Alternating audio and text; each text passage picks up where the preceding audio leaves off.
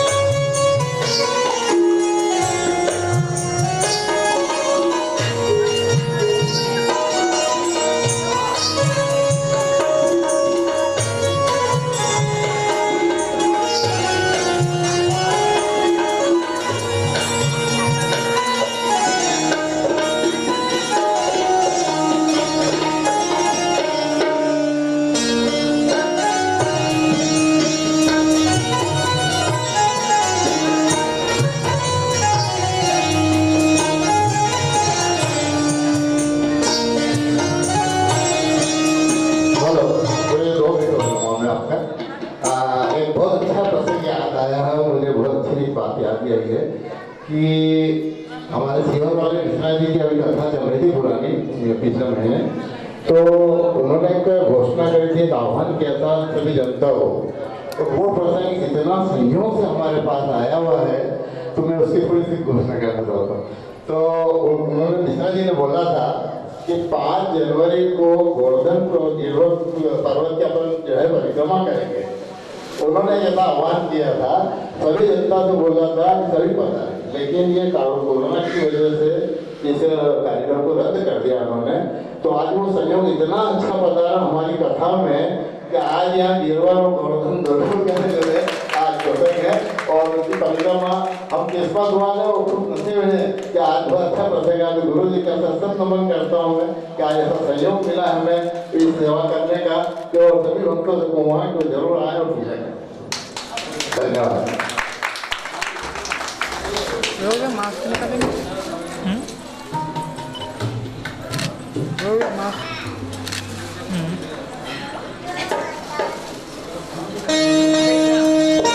Focus बना के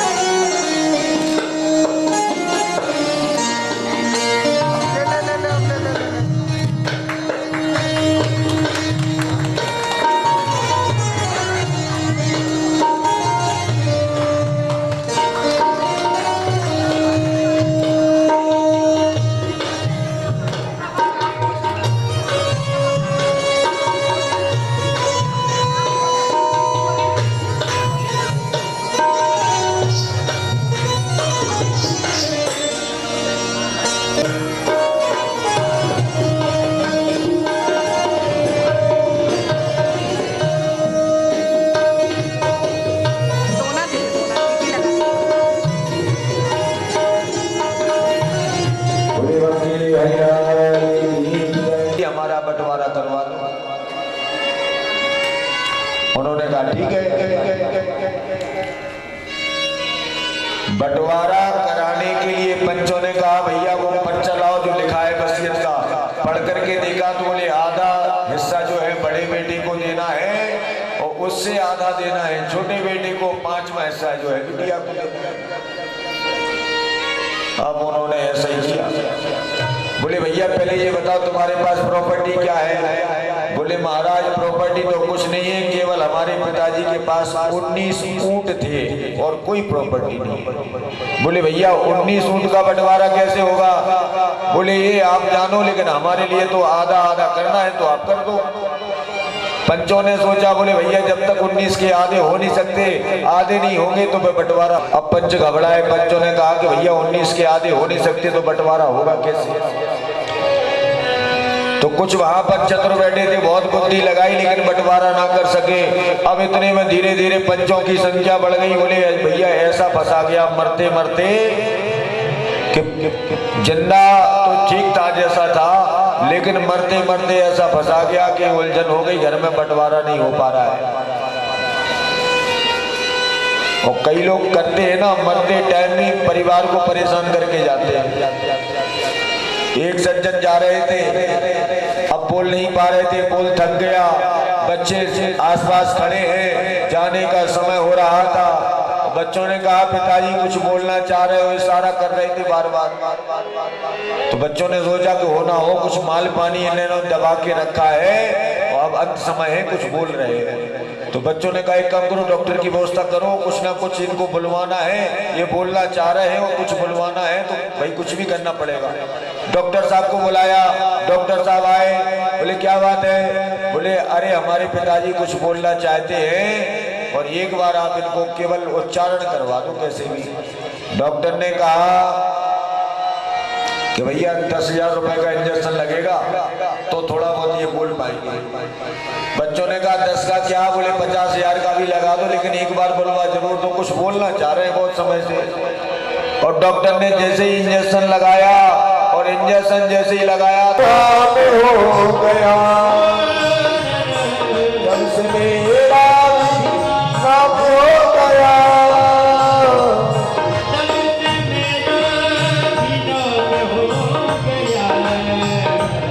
वरना औकात क्या थी मेरी, वरना औकात क्या थी मेरी, सबसे बढ़िया है सबसे बड़ी हो राधा रानी, सबसे बढ़िया है सबसे बड़ी। हरि बोल।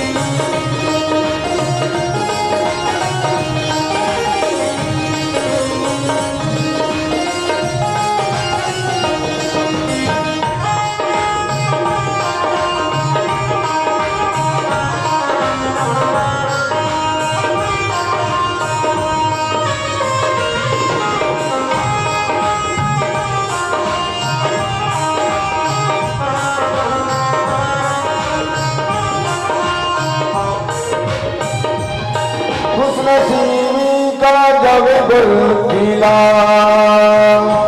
तब कहीं जाके हेगर मेरा,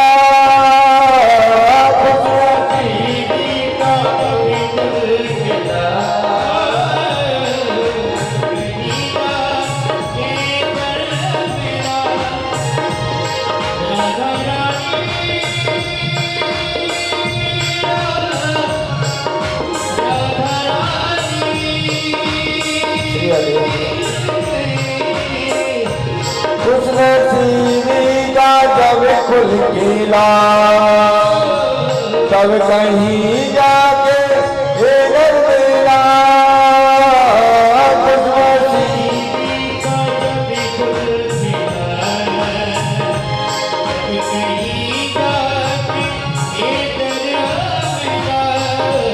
अब तो हो गई है रहमत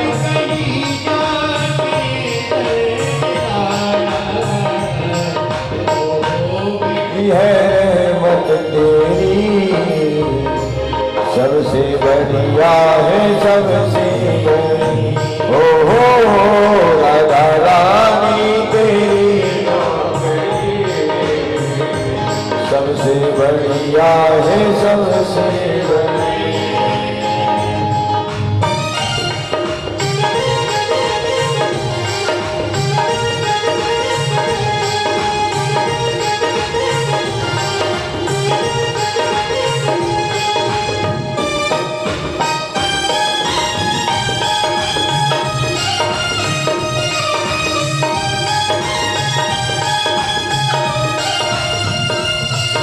श्री राधे।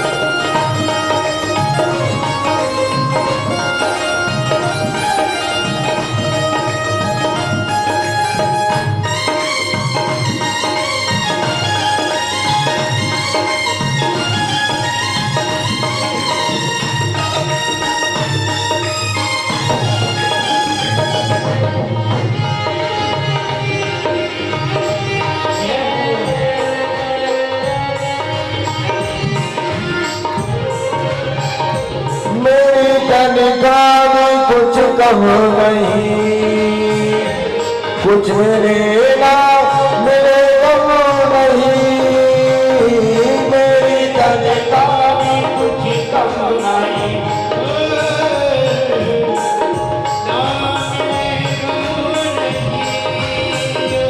मेरी तनख्वाह भी कुछ कम नहीं, कुछ मिलेगा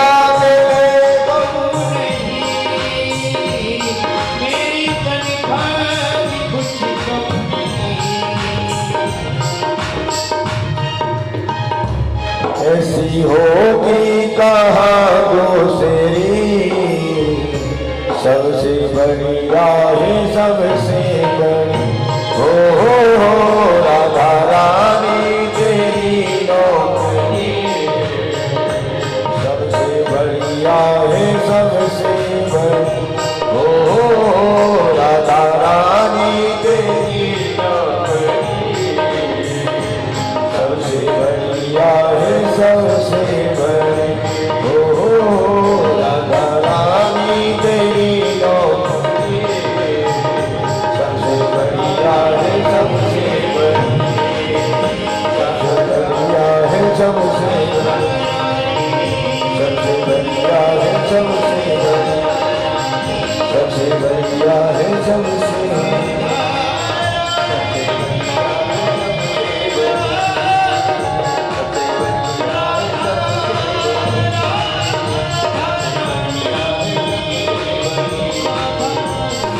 बढ़िया है सबसे।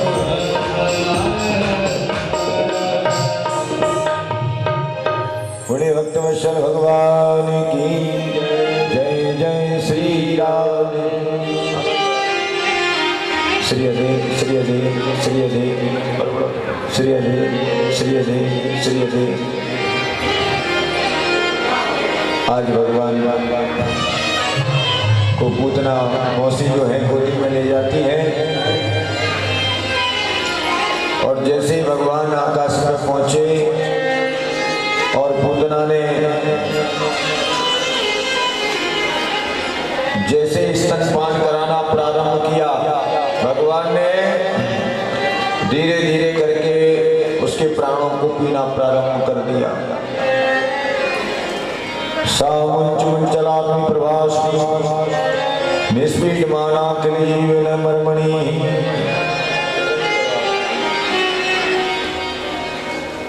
आज भगवान ने जैसे प्राणों को पीना प्रारंभ किया, पूतना मौसी ने कहा अरे कन्हैया मुझे छोड़, कन्हैया मुझे छोड़। और वही आवाज आने लगी 7 दिन के कन्हैया बोल पड़े मौसी, बोले हमें छोड़ना तो आवे नहीं, एक बार जिसको पकड़ना आ जावे तो उसको कभी छोड़ना ना आवे। एक बार जिसको परमात्मा पकड़ लेते हैं पर उसको नहीं छोड़ते। जीवात्मा और परमात्मा में अंतर क्या है? जीवात्मा बार बार पकड़ता है, बार बार छोड़ता है, वो है जीवात्मा। जो एक बार पकड़ता है फिर नहीं छोड़ता है, वो है परमात्मा। कहते हैं भगवान की शरण में जो एक बार आ जाता है, जिंदगी किसी की रियासत नहीं होती है, मोहब्बत किसी की अमानत नहीं होती है। और बहुत संभल कर कदम रखना मेरे ठाकुर की शरण में, क्योंकि इनकी अदालत में फिर कभी जमानत नहीं होती। भगवान एक बार जिसके ऊपर कृपा कर देते हैं, जिस जीवात्मा पर उनकी दृष्टि पड़ जाती है, उसका जीवन बदल जाता है।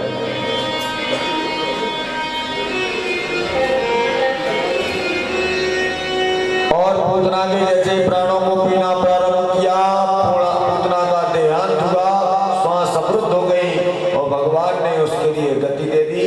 कहते हैं पूतना की मुक्ति मिली। पूतना जिसका काम अच्छा नहीं, जिसका नाम अच्छा नहीं, पूतना माने दूसरे के पुत्र अच्छे ना लगे, जैसे उसे कहते हैं पूतना। काम भी अच्छा नहीं, नाम भी अच्छा नहीं, पूतना लोक बाल गणी राक्षसी रुद्रास। और पूतना राक्षसी है और रुद्रासना बोले भोजन भी जिसका अच्छा नहीं। जिंदासयाम हरे स्तनम दत्ता अपसद गतिम मां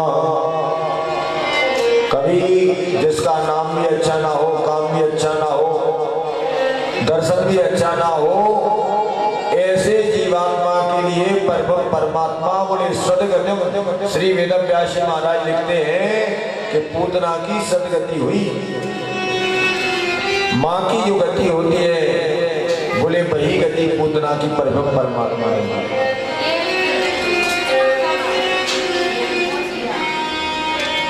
पूतना का उद्धार हुआ, इतने में क्या हुआ, भगवान आए और पूतना डली है और भगवान मत्स्यस्थल पर विराजमान है, मस्तक पर हाथ लगाए हुए कुछ सोच रहे हैं कि हमारी दोनों लीलाओं में सामता चल रही है कि नहीं चल रही। आगे कथा आती है, मैया यशोदा दौड़ती हुई कन्हैया को लिया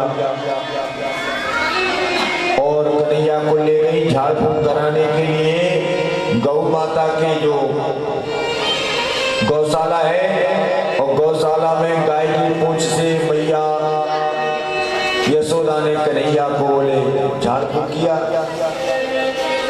कि प्रसन्न कर वस्तु दे बुद्धिमात्मन भगवान पराम कीडंतु पाद गोविंदम पया शयानम पातु माधवा। हमारे खेलते हुए कन्हैया की रक्षा करें। कहते हैं गाय की पूंछ से जो जिसको भी नजर जल्दी लगती है, ऐसे बालक के लिए एक बार अगर गौ माता की पूंछ से झड़वा लिया जाता है तो बोले फिर कभी नजर नहीं लगती है। और कैसी भी नजर होवे गौ माता की पूंछ से झाड़ा लगवाने से नजर दूर जल्दी हो जाती। मैया गई और कन्हैया को आराम से गौ माता के पूंछ से नजर झाड़ी। आगे कथा आती है, मैया ने आज माटिक मटका एक गाड़ी पर रख दिए, कन्हैया को लिया और गाड़ी के नीचे लिटा दिया, एक झूला डाल दिया गाड़ी के नीचे। माताएं मैंने बैठ गई, बुलुआ चल रहा था, इधर उत्सव महोत्सव मनाया जा रहा था।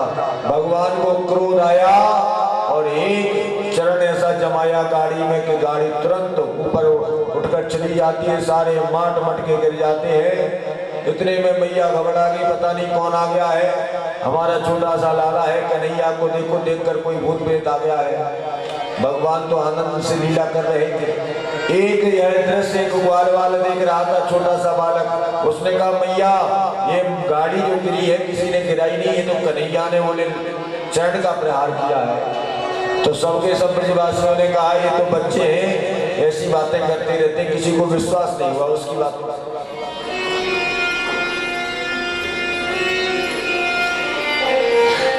एक बार कन्हैया जो है शरीर को भारी कर लेते हैं, मैया का स्तनपान कर रहे थे। मैया ने मन में विचार किया कि आज वाला इतना भारी कैसे हो गया। और कन्हैया को पता है कि आज एक जो है तृणावत नाम का राक्षस आ रहा है कन्हैया को मारने के लिए। तो तृणावत का भगवान ने मैया की गोदी से उतर कर आए और तृणावत का युद्ध हुआ भगवान का, और तृणावत को कन्हैया ने समाप्त कर दिया। और जब जब कन्हैया का यहाँ प्रादुर्भाव हुआ है, तब तक बुद्ध भावन भोलेनाथ भगवान के दर्शन करने के लिए आए हैं।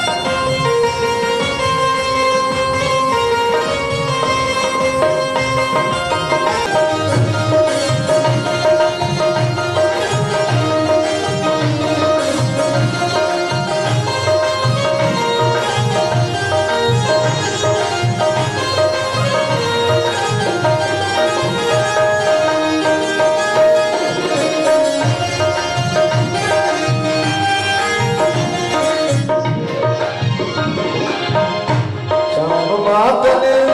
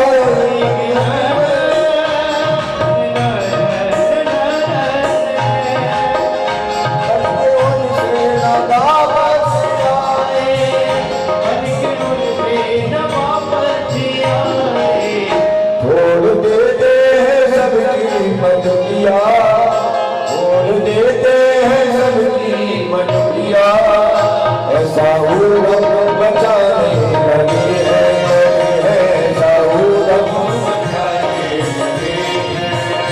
श्याम माखन चुराते चुराते, श्याम माखन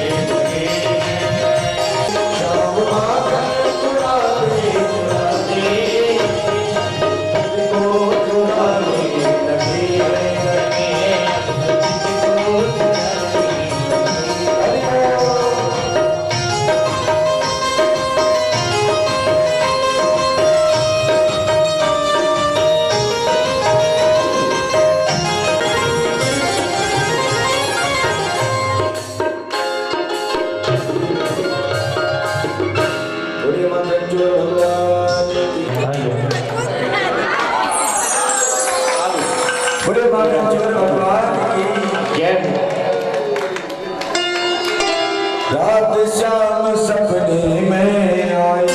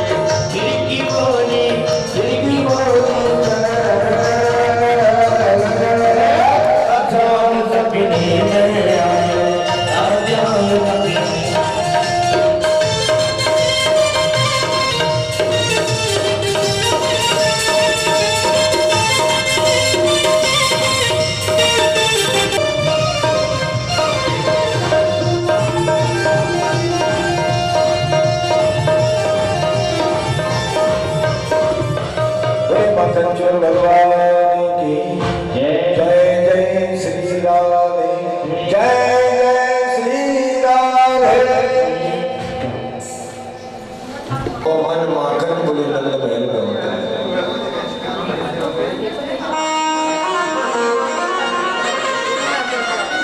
जिसको जितना ले जाना है ले जाओ। तो गोपियों ने कहा मैया सही बता रहे, तो हम तो आपके लाला आई केवल दर्शन करने का ही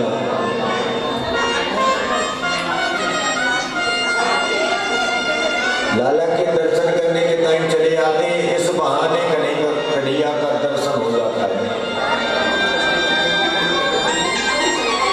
आज मैया यशोदा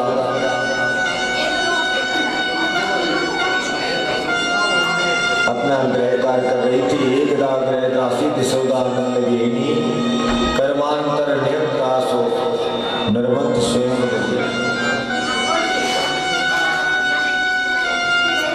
भगवान ने एक बार मन में विचार किया कि ब्रज की जो रज है उसका हमको पान करना है। कभी ब्रज की रज का पान नहीं किया, तो भगवान ने ब्रज की रज खाई और जैसे ब्रज की माटी खाई और बलराम जी महाराज ने सारी बात मैया यशोदा को बताई कि मैया कन्हैया ने बोले माटी खाई है। जैसे ऐसा कहा कि कन्हैया ने माटी खाई है, तो कन्हैया के लिए साटी लेकर मैया यशोदा आई और बोली चौरे कन्हैया तूने माटी खाई है। कन्हैया ने कह दिया मैया हमने माटी नहीं खाई। बोले बलराम जी महाराज ने कहा है कि आपने माटी खाई है, तो कन्हैया ने कहा मैया अगर तेरे लिए भरोसा नहीं है कि ना हम मच्चदानम सर्वे विद्या विशंसनम यदि सत्यग्रस्त समक्ष पश्चिमी मुखम, अगर मैया तुझे विश्वास नहीं है तो हमारे मुख में देख ले कि माटी नहीं खाई मैया बचन धराए कसम खाए मैया बचन बोले पर कम मारो राधे राधे बोल के देखे पर ब्रह्मा डोल के अर्पण करके धन वन धन चलो रे चले सब गोवर्धन अर्पण करके धन वन धन चलो रे चले सब गोवर्धन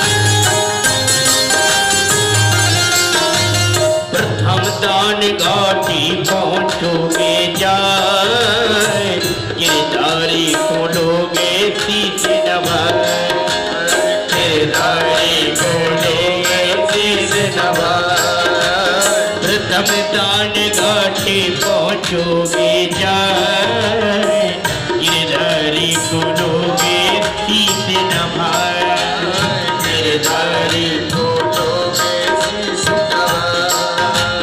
प्रथम दान घाटी पहुँचोगे जाए गिरधारी को लोगे शीश नवाए गिरधारी को लोगे शीश नवाए परिक्रमा करो चरणों में पड़ो परिक्रमा करो चरणों में पड़ो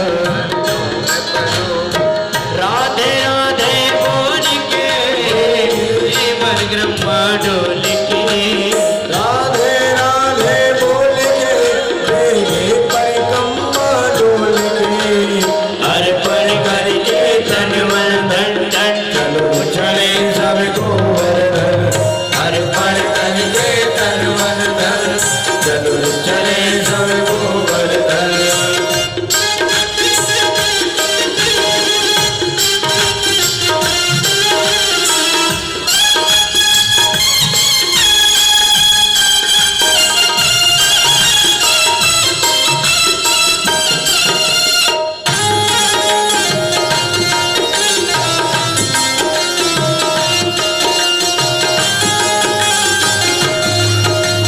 परिक्रमा गिरिराज की परिक्रमा गिरिराज की लगाए दे बलवान इच्छा पूरी हो जाए की लगाए दे बलवान इच्छा पूरी हो जाए बल की परिक्रमा गिरिराज की परिक्रमा गिरिराज की लगाए दे बलवान इच्छा पूरी हो जाए बल की लगाए दे बलवान इच्छा पूरी हो जाए प्रथम दान घाटी पहुँचोगे जाए गिरधारी को लोगे शीश नवाए प्रथम को लोगे शीश नवाए गिरधारी को लोगे शीश नवाए परिक्रमा करो चरणों में पड़ो परिक्रमा करो चरणों में पड़ो राधे राधे बोल के देखे परिक्रमा डोल के राधे राधे बोल के देखे परिक्रमा डोल के हर पर कर दे सर्वधन चलो चले सब गोवर्धन अर्पण कर दे सर्वधन चलो चले सब गोवर्धन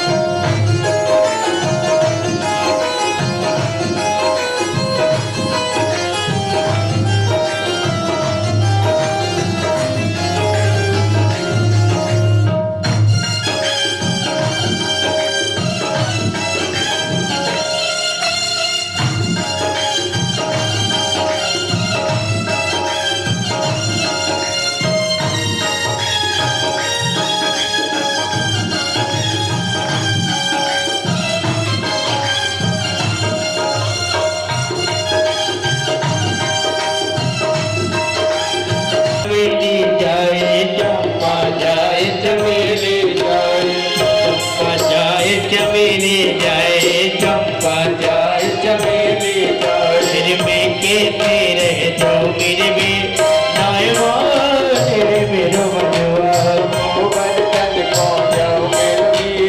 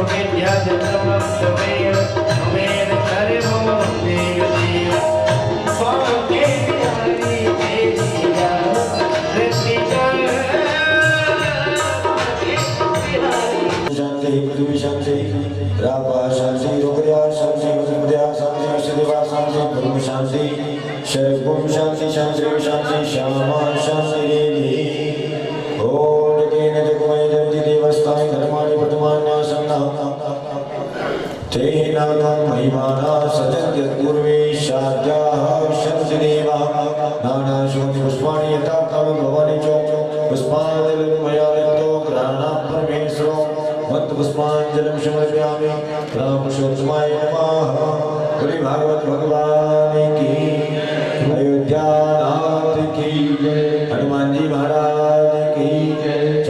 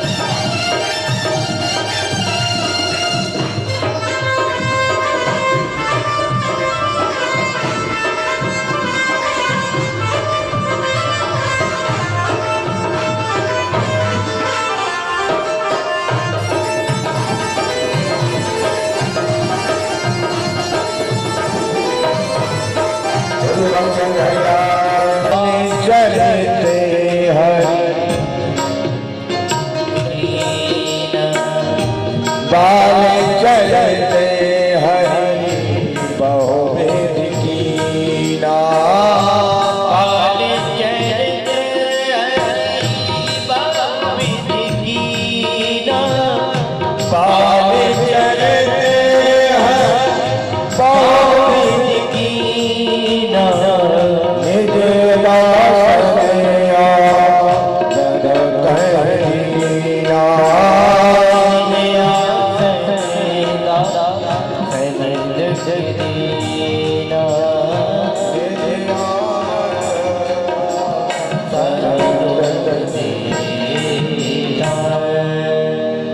भगवान ने नाना प्रकार से ब्रज में ब्रजवासियों के लिए कभी माखन लीला,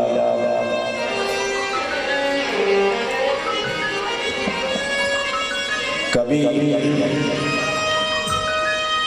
चिरण करते हैं समस्त ब्रजवासियों के साथ गोविंद काली देव पे जाते हैं। बालसखाओं के साथ काली अनंत का उद्धार किया और फिर जाकर के गोवर्धन पर्वत पर समस्त ब्रजवासियों को ले गए और वहां पर उनकी पूजा करें। थोड़ा सा मुझे सारा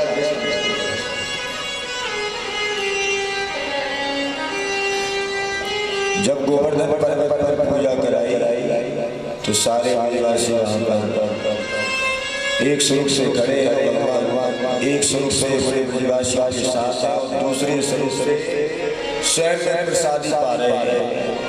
तो ब्रजवासी आगे आकर बोले कन्हैया, अभी तक हम सबके सब ब्रजवासी जो है इंद्र की पूजा करते हैं, लेकिन पहला देवता ऐसा है जो आज पहली बार प्रत्यक्ष दर्शन दे रहा है, तेरा गिरिराज बाबा।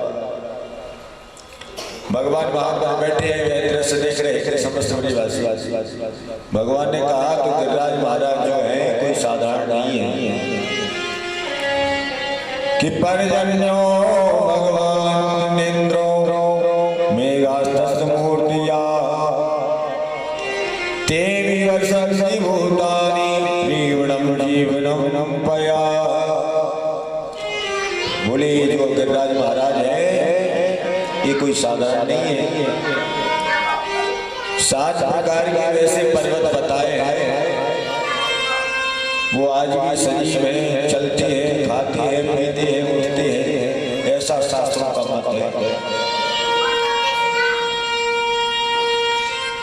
प्रत्यक्ष देवता कलिकाल का बताए हैं श्री गिरिराज जी महाराज और वेंकटेश्वर बालाजी।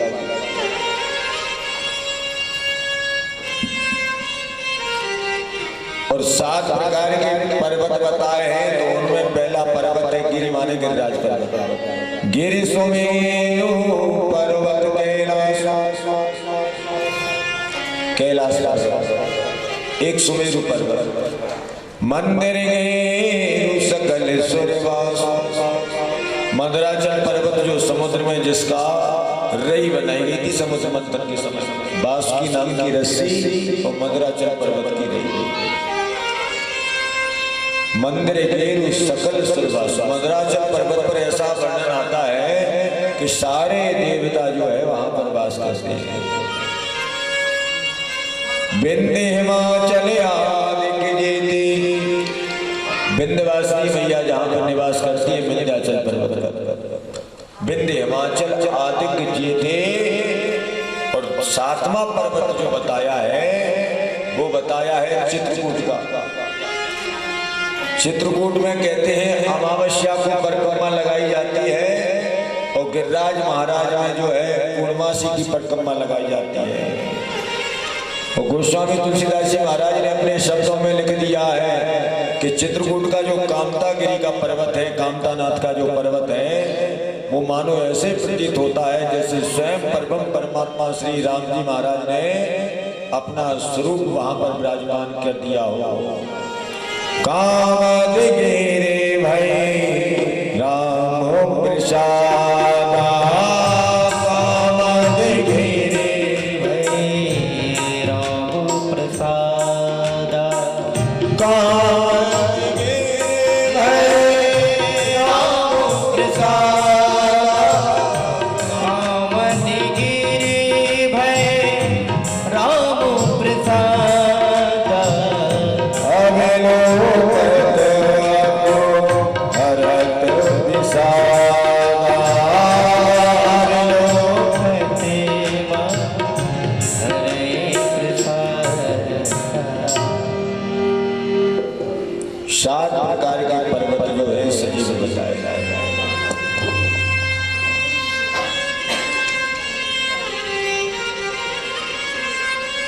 कहते हैं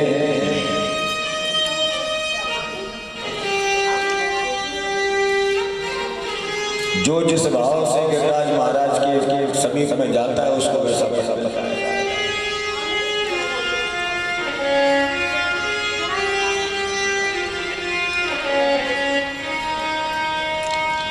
द्रोणागिरी के पुत्र हैं श्री गिरिराज जी महाराज। पुलस्त मुनि ने इनके लिए श्राप दिया था कि कलिकाल में आप जो है तिल भर रोजाना घटोगे। तो आज भी ऐसी मान्यता है कि गिरिराज जी महाराज जो है तिल भर रोजाना घटते हैं। और जब भगवान वहां पर खड़े हैं, समस्त ब्रजवासी खड़े थे, गिरिराज का पूजन चल रहा है, प्रसादी पवाई जा रही है, तो मधुमंगल ने कहा चौरे कन्हैया एक बात बता, तेरा ये लाला जो है इतने समय से भोजन प्रसादी पाए जा रहा है, लेकिन यहाँ जल की व्यवस्था तो है ही नहीं, जल कहाँ से आएगा? तब जाकर भगवान ने कहा चिंता मत करो, और भगवान ने वहीं पर मन से मानसी गंगा का प्रादुर्भाव किया। बोले मानसी गंगा की जय। मन से मानसी गंगा का वहां पर प्रादुर्भाव हुआ। समस्त ब्रजवासी आनंद से परिक्रमा लगाने लगे, प्रसाद लगा रहे थे, और ब्रजवासियों ने जैसे जयकारा लगाया और इंद्र के कानों में यह आवाज पहुंच गई। जैसे इंद्र ने सुना कि भैया ये आवाज कहां से आ रही है,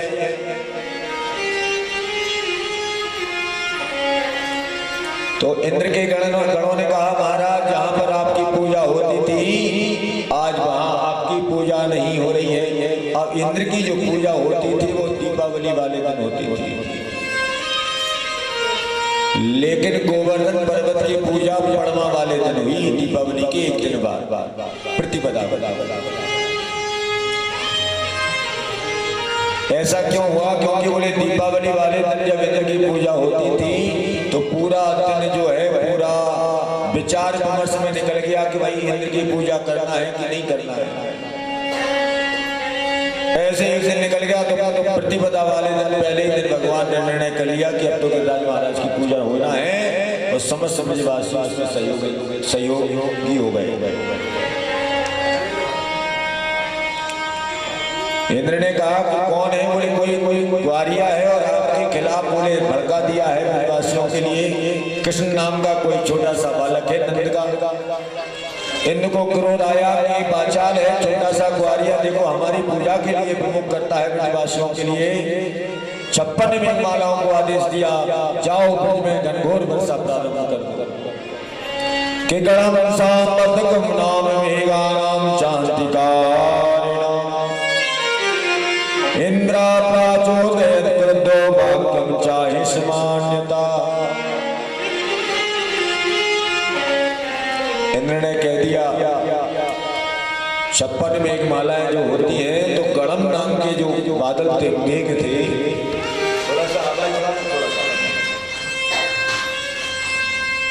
गणम नाम के जो मेघ थे, इंद्र ने कहा मेघों से, ठीक है, इंद्र ने कहा मेघों से कि भैया ऐसी मूसलाधार वर्षा करो जाकर ब्रज में कि कोई भी व्यक्ति जो है जीवित ना बचे। और सारे मेघ गए और जाकर के मूसलाधार वर्षा प्रारंभ की। बिजली चमचमाई, जैसे ही काली घटा छाई, ब्रजवासी ने कहा चौरे कन्हैया हमने पहले ही बोला था कि देख इंद्र छोड़ेगा नहीं, और आज तूने इंद्र बाबा का अपमान किया है, अब क्या करना चाहिए? कन्हैया बोले चिंता मत करो, जो होगा सो देखा जाएगा। और घनघोर वर्षा प्रारंभ हो गई ब्रज में। जब सारे ब्रज में घनघोर वर्षा हुई तो कन्हैया के समीप सारे भक्त पहुंच जाते हैं। जितने भी ब्रजवासी सबके सब पहुंच गए। हरि बोल।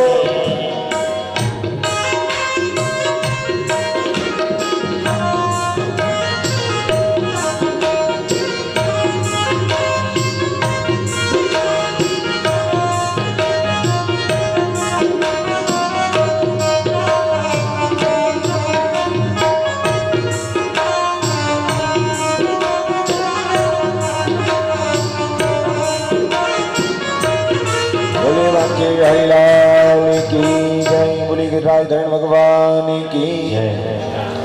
आज भगवान ने क्या किया?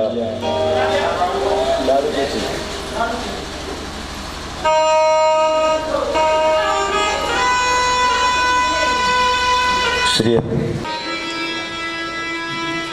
कहते हैं भगवान ने जब गिरिराज महाराज को धारण किया तो ब्रजवासी साथ में पहुंच गए। मैया यशोदा ने कहा, भैया ब्रजवासियों थोड़ी सी लाठियां लगाए रहना, हमारा छोटा सा कन्हैया है। और 7 वर्ष के भगवान ने गिरिराज महाराज को धारण किया है तो छोटा सा कन्हैया है, अच्छे से लाठियां लगाए रहना। तो वहां के ग्वाल वाल कहने लगे, मैया बड़ी बाबरी हो गई है, ये गिरिराज महाराज जो है हमारी लाठियों ने ही तो उठाया है, पहले से लाठी लगाए खड़े हैं सब गोपी ग्वाल। कि यशोदा कहती थी ग्वालों से, तक तक ब्रजनंदन की उंगली लाठियां लगाए रहो सभी, मुड़ जाए न मोहन की उंगली।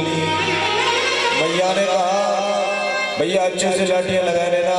ब्रजवासी बोले, मैया अरे कन्हैया की उंगली ने उठाया क्या गिरिराज पर्वत? आपके मन में भ्रम है क्या ऐसा?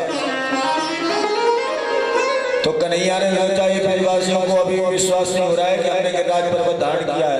तो भगवान ने क्या किया, थोड़ी सी उंगली को नीचे किया और जैसे नीचे किया तो सारी की सारी लाठियां जो है चट चट करके टूटना पड़ा। अरे कन्हैया हमें बचाओ, कन्हैया हमें बचाओ। फिर से कन्हैया ने जो का त्यों गिरिराज धारण कर लिया। गोपियां कहने लगी, मैया सही बतावे ना, तो आप के कन्हैया ने गिरिराज धारण किया है? तो बोले फिर ना, बोले ग्वाल वालों ने। तो फिर बोले किसने किया है? कि गोपी कहती थी ग्वालों का बल है न केश नहीं कन्हई का, कि माखन खाया था चुरा चुरा, ये बल है उस चिकनाई का।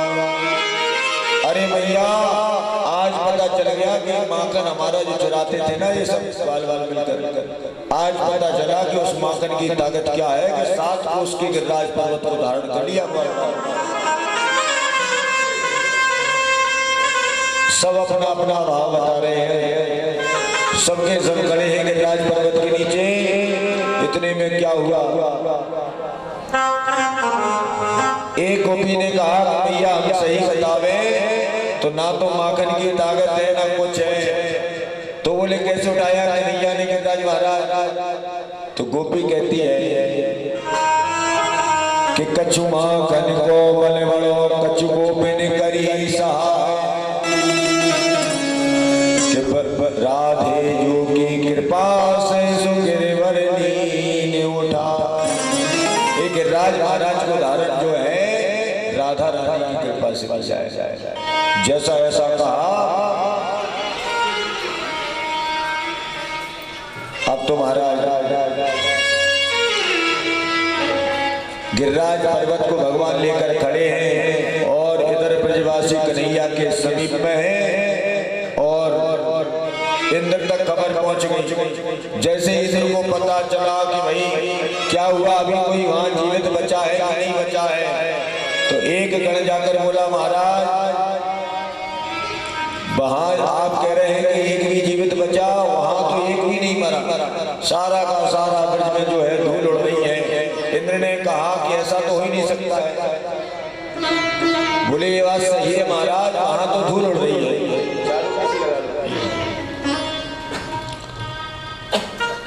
बोले धूल कैसे उड़ रही है वहां पर? बोले पता नहीं, लेकिन वहां तो धूल उड़ रही है। तब इंद्र को विश्वास नहीं हुआ। इंद्र ने कहा कि इतने हमने मेघ पहुंचाए हैं, बड़े बड़े मेघ वहां पर गए हैं, प्रलयकारी मेघ गए हैं, लेकिन ये धूल कैसे हो सकती है? ऐसा हो नहीं सकता। तो इंद्र गए और इंद्र ने जैसे भगवान का दर्शन किया और दर्शन करके इंद्र मंत्रमुग्ध हो गए और भगवान के चरणों में गिर गए कि विश्व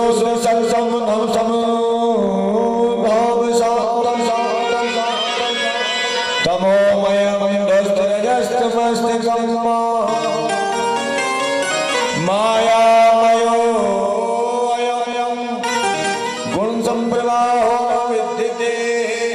हे गोविंद, हे इंद्र का पद और किसी के लिए दे दो, हमारे लिए तो केवल आप ब्रज का वास दे दो। क्योंकि ब्रज का वास पाने के लिए बड़े बड़े देवता तरसते हैं। कामधेन जो है, गाय है, वो भी तरसती है। कामधेनु तरसत रही, मैं न बनी ब्रज गाय, राधा लाती दोहिनी कन्हैया दोते आए। जैसे देवता तरसते हैं ना मानव तन पाने के लिए, बोले ऐसे ही देवता जब भगवान बाल लीलाओं को कर रहे थे तो सारे देवताओं के मन में विचार था कि हम भी ब्रज में पहुंच जावे, कन्हैया के बाल सखा बन जावे। कई देवांगनाओं का ऐसा भाव था कि हम गोपी बन जावे।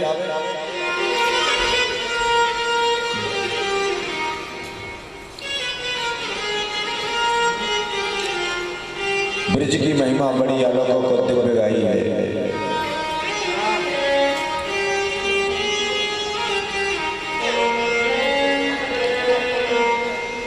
आज इंद्र पहुंचे भगवान के समक्ष और जैसे ही पहुंचे कहते हैं ब्रज की जो भूमि है उसका भी बड़ा महत्व है। ब्रज की भूमि कैसी है? बोले वात्सल्यता से भरी भूमि है ब्रज की। भूमि का भी प्रभाव पड़ता है हमारे जीवन में। जहाँ जैसी भूमि होती है उसका हमारे जीवन में बहुत प्रभाव पड़ता है। कई भूमि आपसी विग्रह की होती है और कई भूमि प्रेम की होती है। और ऐसा कई ग्रंथों में ऐसा वर्णन आया है कि जहाँ भी हमारा निवास हो गए उस भूमि को हमको विशेष ध्यान से देखना चाहिए, उसका परीक्षण भी करना चाहिए, तब जाकर उसमें गृह निर्माण करना चाहिए। क्योंकि भूमि से हमारे जीवन में बहुत प्रभाव पड़ता है। एक बार की बात है, लक्ष्मण जी महाराज जो है राम जी महाराज के साथ जा रहे थे। वनवास का समय था और जैसे लक्ष्मण जी साथ में जा रहे थे इतने में क्या हुआ, उनका मन को भाव से भर गया कि भाई वनवास तो इनके लिए मिला है, हम इनके पीछे क्यों जबरदस्ती भागे। तो राम जी महाराज तो सब जानते हैं, भाई समझ गए। बोले लखन लाल जी से कहा एक काम करो, यहाँ की मिट्टी में है जो पोटली में बांध लो। और लखन लाल जी ने भगवान की आज्ञा को मान करके पोटली में मिट्टी को बांध दिया। चल पड़े और जहाँ तक जाते तो जब जब पोटली को साथ में ले जाते तो बोले मन को भाव से भरा रहता। और जब ऐसा भाव आता पोटली को दूर रख देते हैं तो फिर मन में विचार आता है कि हम तो भगवान की सेवा के लिए यहाँ पर आए थे और हमारे मन में ऐसा भाव क्यों आता है। राम जी महाराज से पूछा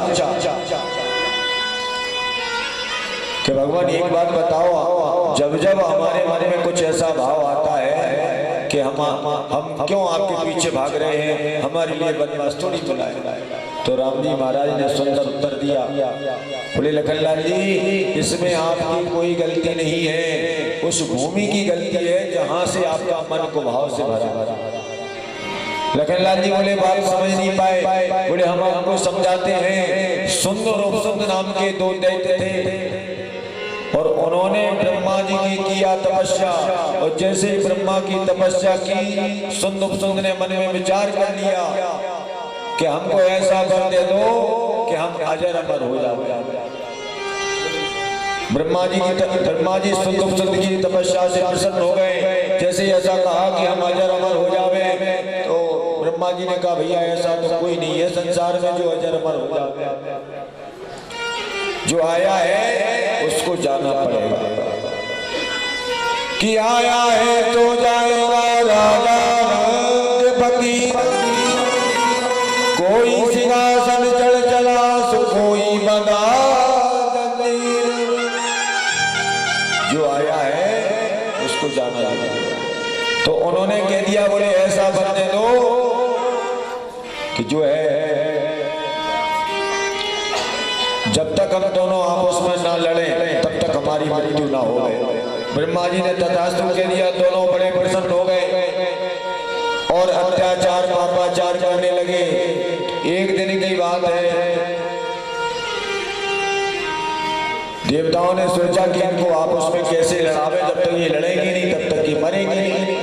तो देवताओं ने क्या किया, तिलोत्तमा नाम की एक अप्सरा को भेजा और तिलोत्तमा नाम की जैसी अप्सरा आई, दोनों मोहान हो गए।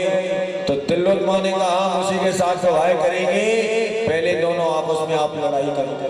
और जब दोनों ने आपस में लड़ाई किया, इतना युद्ध हुआ कि लड़ते लड़ते दोनों वहीं पर समाप्त हो गए। तो ये भूमि जो है आपसी विग्रह की भूमि है।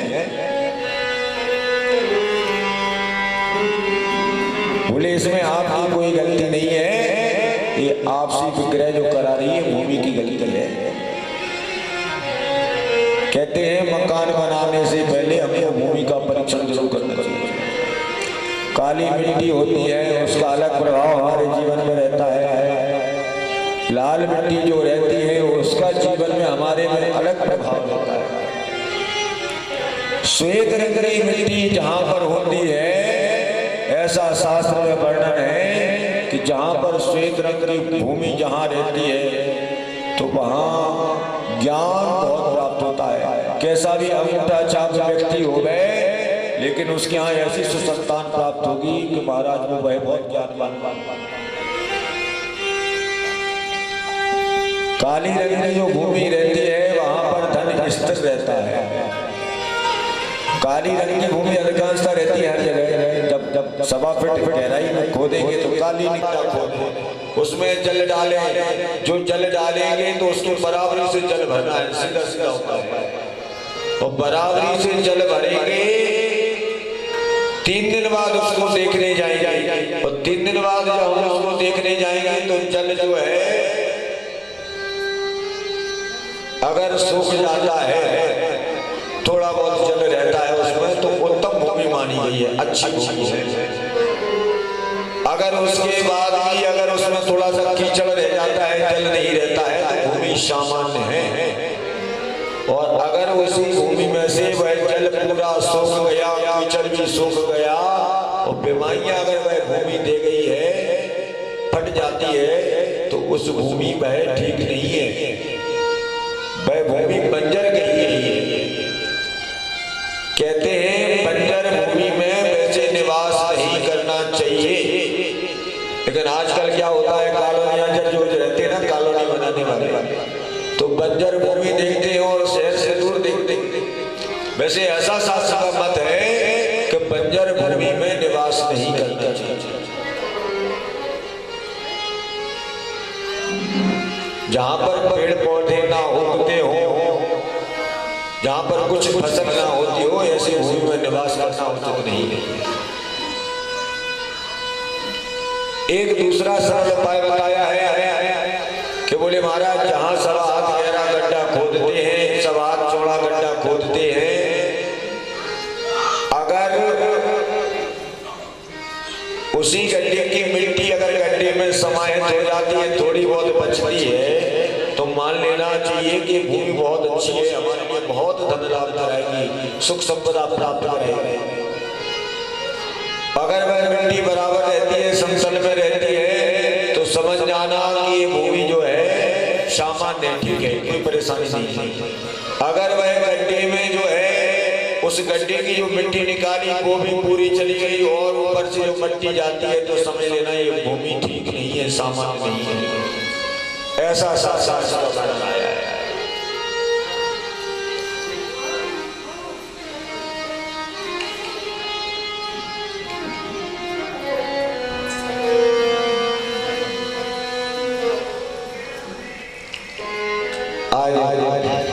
ब्रज की भूमि में समस्त बाल इंद्र आए। इंद्र ने देखा और गोविंद को प्रणाम किया। इंद्र ने कहा, हे गोविंद, कि पिता गुरुस्तम जगताधीशो दुरद्वया कालोत्पात दंडा। हे गोविंद, हमको कुछ नहीं चाहिए, आप इंद्र का पद और किसी को दे दो, लेकिन हमें तो केवल बनाना है तो ब्रज का काल वाल बना हुआ। क्योंकि ब्रज का जो है पशु पक्षी भी बनना चाहते हैं देवता, और देवता और मानवों में अंतर क्या है? एक बार की बात हुई, देवता इसलिए पछताते हैं मानव तन पाने के लिए क्योंकि मानव तन से प्रमोशन हो सकता है आपका।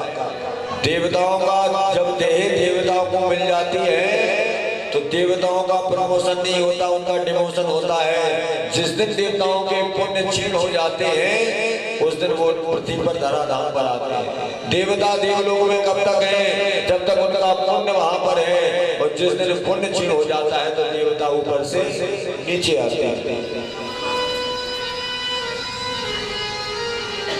तभी तो सुखदेव जी महाराज ने कह दिया था, भक्तान से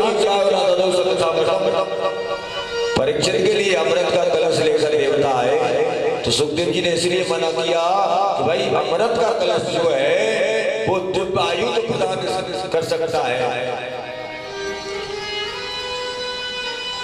लेकिन ये कथा अमृत जो है दोनों प्राप्त कराता है।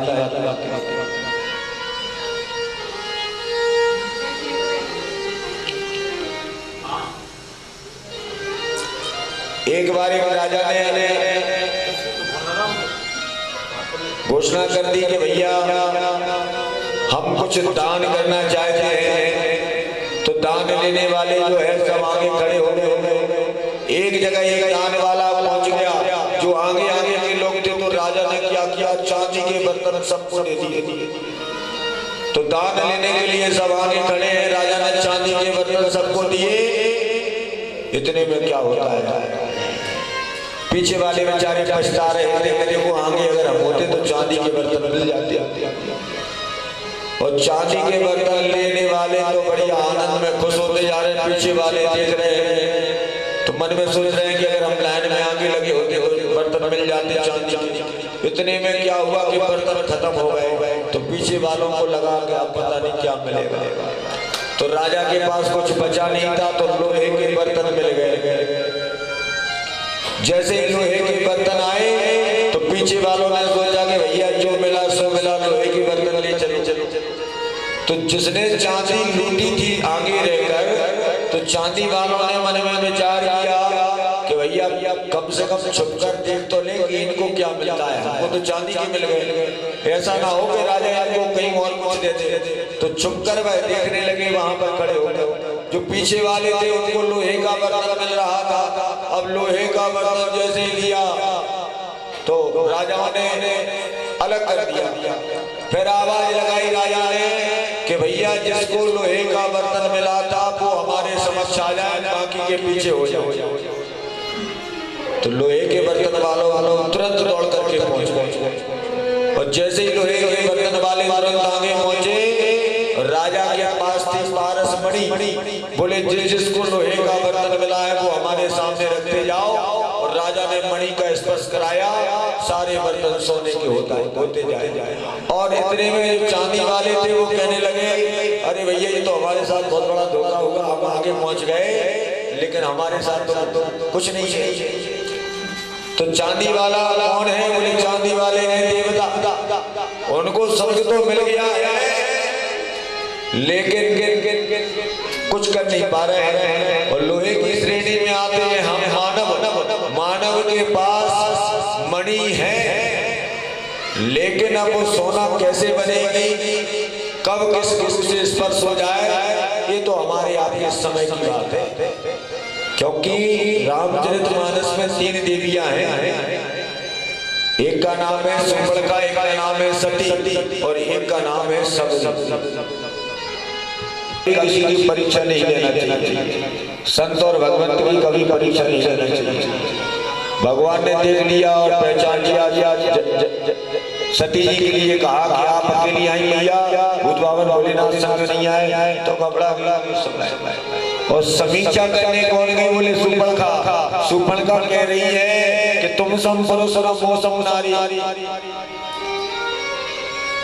आपके समान कोई पुरुष नहीं है, हमारे समान कोई नारी नहीं है।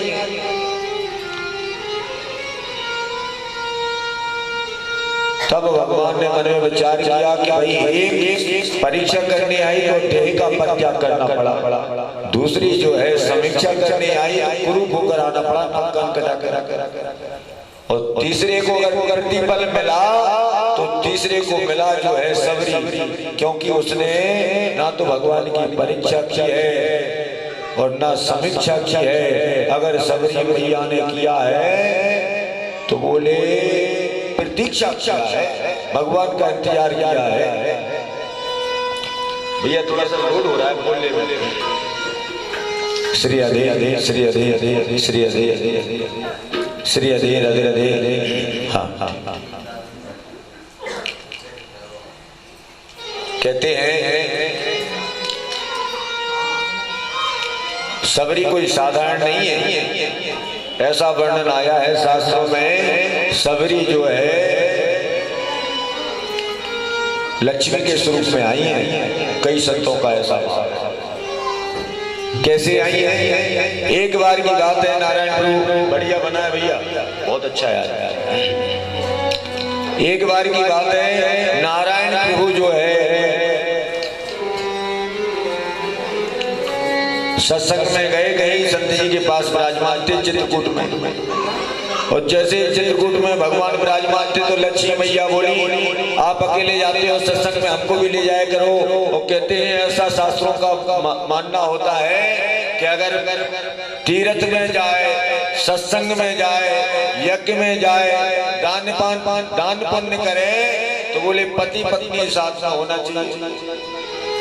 और आप सत्संग में जाते हो अकेले अकेले जाते हो तो भगवान बोले नहीं नहीं, वो सत्संग एक ऐसा ही है, वो तो बाबा जी जो है त्यागी संत हैं और उनको संसार से कोई लेना देना नहीं, हम तो केवल दर्शन के लिए जाते।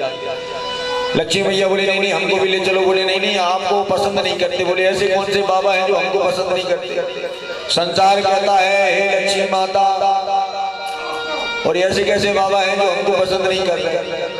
भगवान बोले वास्तव में वो आपको पसंद नहीं करेंगे, क्योंकि वितरागी संत हैं, उनको कोई लेना देना नहीं संसार की मोह माया। लक्ष्मी मैया बोले नहीं नहीं हमको तो ले चलना पड़ेगा, बोले ठीक है। भगवान ले गए, जैसे वहां पहुंचे तो बाबा जी जो विराजमान थे संत महाराज, उन्होंने देखा, भगवान ने कहा ये हमारी धर्म पत्नी लक्ष्मी है, तो बोले हाँ ठीक है, इनको थोड़ा सा दूर ही रखना हमसे। बोले क्यों, बोले इसलिए दूर रखना है कि हमें पसंद नहीं है जाना धन संपदा। अब लक्ष्मी मैया दूर बैठ गई। लक्ष्मी मैया की थोड़ी श्रद्धा और बड़ी, श्रद्धा कब बढ़ती है जब महात्मा जी थोड़ा सा त्यागी हो गए। लक्ष्मी मैया ने कहा कि ऐसे पहले बाबा जी हमको दिख रहे हैं गुरुदेव कि जो कि मतलब हमसे दूरी बना दी। लक्ष्मी मैया पहुंच गई और भगवान से निवेदन किया लक्ष्मी मैया ने कि ऐसे बाबा जी के लिए तो हमारे घर बुलाओ और भोजन खिलाओ। भगवान बोले नहीं नहीं वो कहीं जाते नहीं, बोले अरे एक बार आप निवेदन तो करो। तो भगवान ने कहा ठीक है। भगवान गए संत जी से कहा कि आपको बैकुंठ में चलना है और वहां पर भोजन प्रसादी है, हमारे घर में आपका निमंत्रण है। तो संत जी दो ठीक है चलते हैं। और जैसे ही संत जी वहां पर पहुंचे तो कुछ गलती हो गई, कच्चा भोजन बना दिया लक्ष्मी मैया। और जैसे ही भोजन में गलती हुई तो महात्मा जी एकदम क्रोधित हो गए। अब उनको तो कोई मतलब ही नहीं था लक्ष्मी से। अरे बोले कैसा भोजन है और संतों का आज आपने अपमान किया है। तो लक्ष्मी मैया को क्रोध आ गया। लक्ष्मी मैया बोली अरे बाबा जी आपको पता नहीं आप हमें इतने अच्छे ढंग से भोजन बनाया है, हम आपको अगर श्राप दे देंगे तो आपके यहाँ से जो स्त्रीहीन हो जाओगे आप पूरा सब समाज। तो जैसा ऐसा बोल रही थी संत और क्रोधित थे। संत ने तुरंत जल लिया और कह दिया कि आपने संतों का अपमान किया है लक्ष्मी देवी घर में बुलाकर, हम भी आपको श्राप देते हैं कि आपको कई वर्ष तक बोले संतों की सेवा करना पड़ेगी और सावरी वंश में आपको जन्म सावर वंश में जन्म लेना पड़ेगा। और जब ऐसी घोषणा कर दी तो कहते हैं कि वही लक्ष्मी मैया जो है सबरी के रूप में विराजमान हुई और संतों की सेवा इसलिए की क्योंकि जो है संतों का श्राप था कि संतों के आश्रमों में रहना पड़ेगा और तुम्हारा मोक्ष जब होगा जब राम के रूप में आपके पति को अपने को प्राप्त करोगे। तब जाकर सती जी ने तब जाकर लक्ष्मी जी ने सबरी के रूप में भगवान को प्राप्त किया, ऐसा वर्णन आता है। कई ऐसी कथाएं हैं सनातन धर्म जिनका जो है पुराने जन्मों से कांटेक्ट रहा। पूर्व जन्म में कुछ और थे, फिर इस जन्म में कुछ और प्रत्येक जीवात्मा जो है प्रारब्ध के अनुसार इस संसार सागर में जन्म लेता है। हम और आप जितने यहाँ पर बैठे हैं, जो रिश्ते बनते हैं, जो नाते बनते हैं, ये सब पूर्व जन्म के प्रारब्ध के अनुसार बनते हैं। आप सोचेंगे भाई इस जन्म में हमारा, आपने देखा होगा कई बार कई लोग ऐसे आपके जीवन में आते हैं जो आपको आकर के बहुत कुछ दे जाते हैं, पूरा जीवन बदल जाते हैं एक बार मुलाकात। तो वो क्या है, बोले पूर्व जन्म में आपने उनके साथ अच्छा किया है तो इस जन्म में वो आपके साथ अच्छा करने के लिए आए। अगर आप किसी के साथ अच्छा करोगे तो आगे चलकर आपके साथ अच्छा होगा।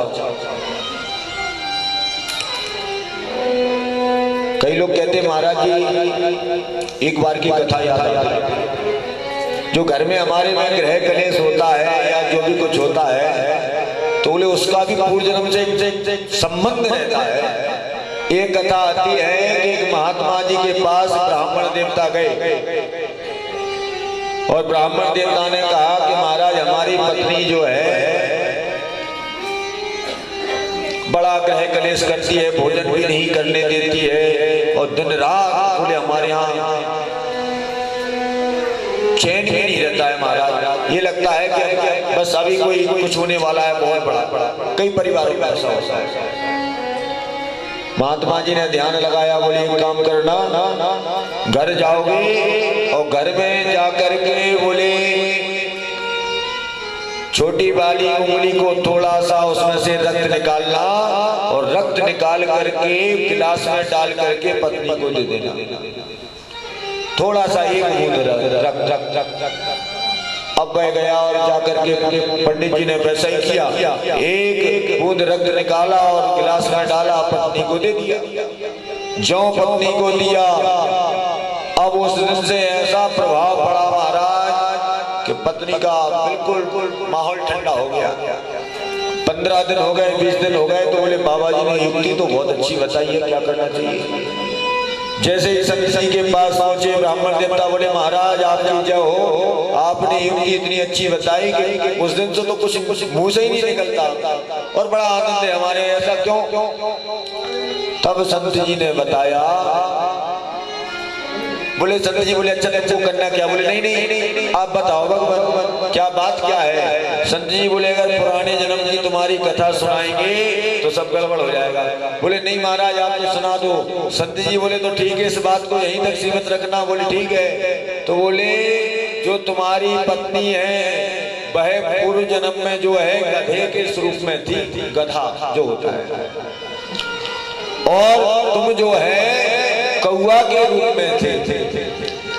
और गधा जो है बोझा धोता है तो उसकी पीठ छिल जाती है, बोझा धोते धोते उसकी पीठ में हो गया घाव, और जब पीठ में घाव हुआ तो महाराज तुम कौआ बनकर उसमें बोले टोकर मार रहे थे बार बार उसके जख्म पर,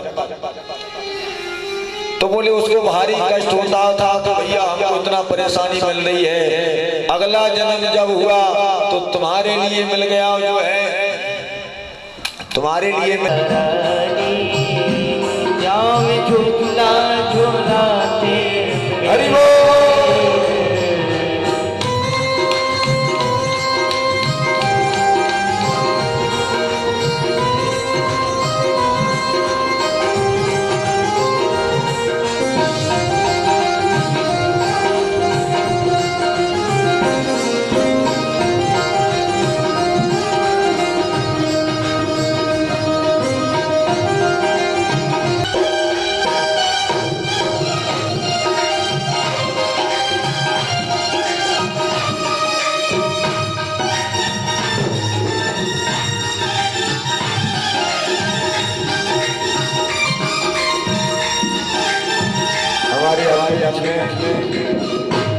आज ठाकुर जी का विवाह है, तो इंदौर से भी पधारे भैया श्री संतोष जी पधारे, श्री छगनलाल जी भाषा काका जी एवं श्री मुकेश डॉक्टर साहब सब सभी लोग करतल ध्वनि से इनका स्वागत करेंगे।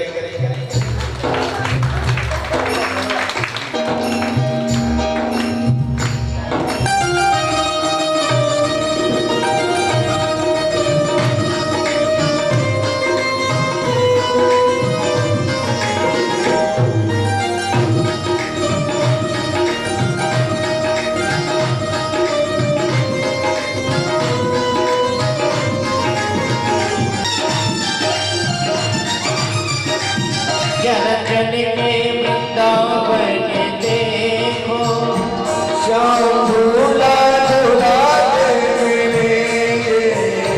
जन जन के वृंदावन देखो, श्याम झूला झूलाते मिलेंगे। राधा रानी श्याम झूला झूलाते मिलेंगे।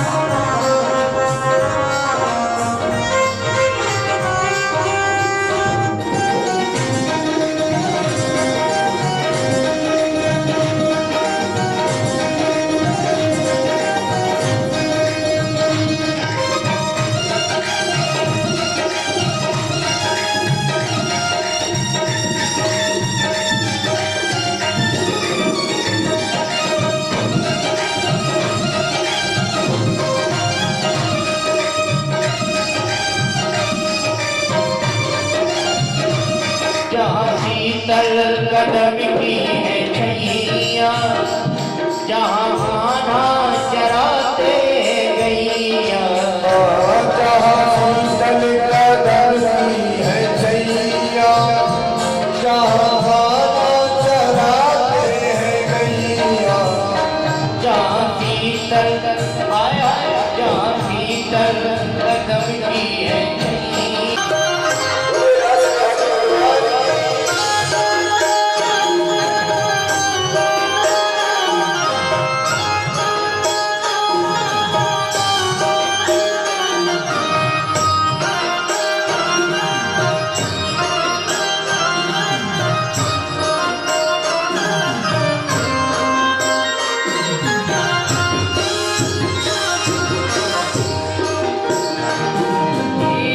चम चम करती राधा रानी सोचे मुरलिया ओ चम चम करती राधा रानी सोचे मुरलिया ओ श्याम छवि पे बलिहारी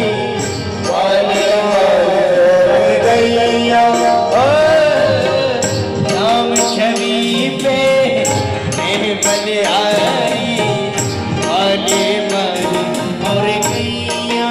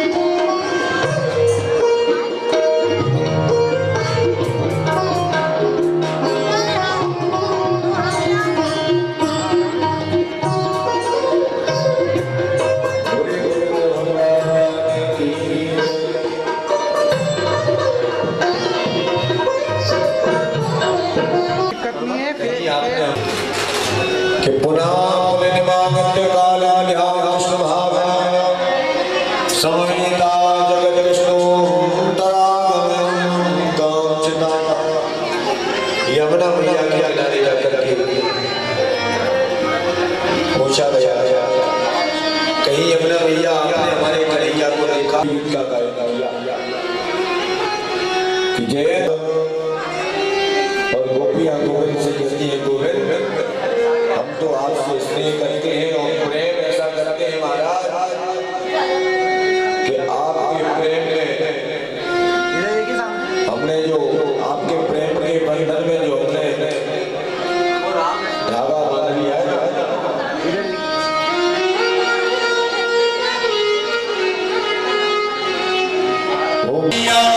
हमने बांध लिया, मैंने बांध लिया प्रेम का लगना, मैंने बांध लिया प्रेम का लगना।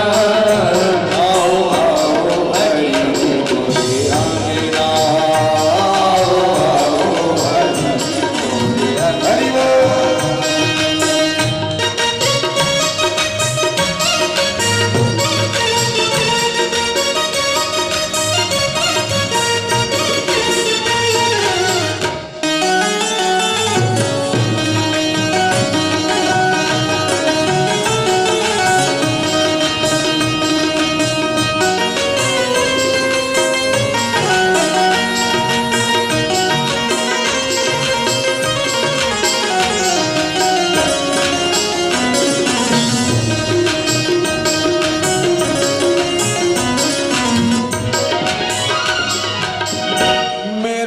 पापी पाप करना ही छोड़ दे, मेरा मन पापी पाप करना ही छोड़ दे, मेरा मन पापी पाप करना ही छोड़ दे। दुनिया से नाता छोड़ दे, सब छोड़ दे, दुनिया से नाता तोड़ दे, सब जोड़ दे।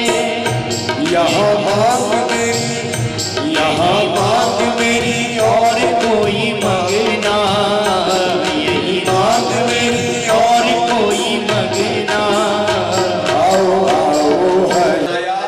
जो दीन है या जिनके पास भोजन नहीं पहुंच पा रहा था, ऐसी विकट परिस्थिति में दोनों बहनों ने सभी का सहयोग किया। एक बार दोनों हाथों से जोरदार तालियां।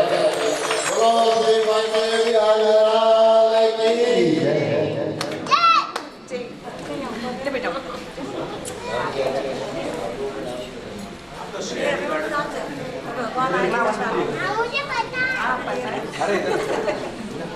सबको मालूम है फूल से।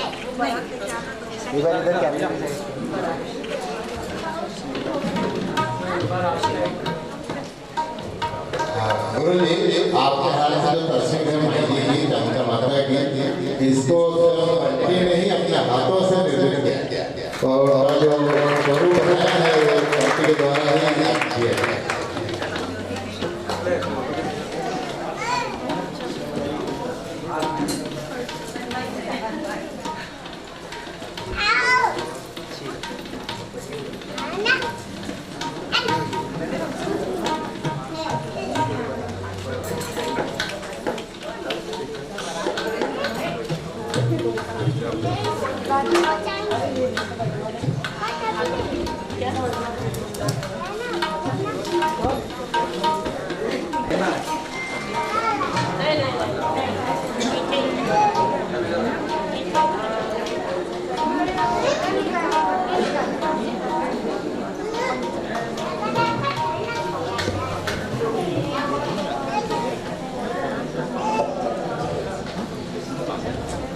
बोले भगवान की जय। जय जय श्री राम, जय जय श्री राधे।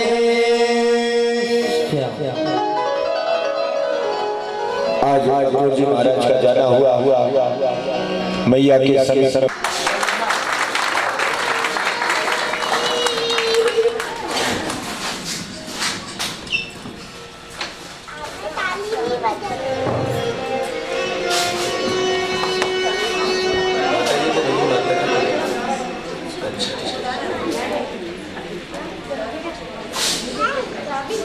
Thank you.